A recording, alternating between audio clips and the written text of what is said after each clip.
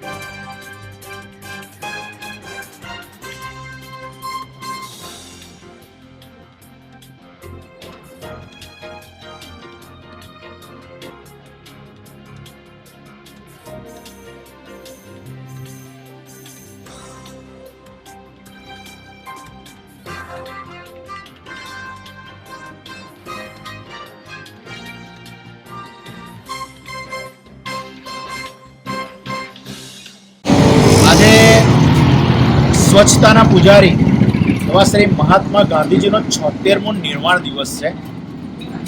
આજ રોજ હું અને નડિયાદ શહેર કોંગ્રેસના કાર્યકર્તાઓ ગાંધીજીની પ્રતિમાએ પુષ્પાર્પણ કરવા આવ્યા ત્યારે જોયું કે પ્રતિમા ખૂબ જ ગંદી અવસ્થામાં હતી, જે જોઈને આજના દિવસે ખૂબ દુઃખ થયું.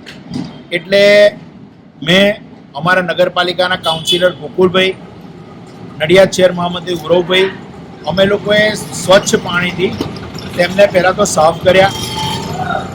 ત્યારબાદ નડિયાદ શહેર કોંગ્રેસ દ્વારા તેમને ફૂલોની માળા અર્પણ કરી આજરોજ આજના દિવસે શ્રદ્ધાંજલિ આપવામાં આવી.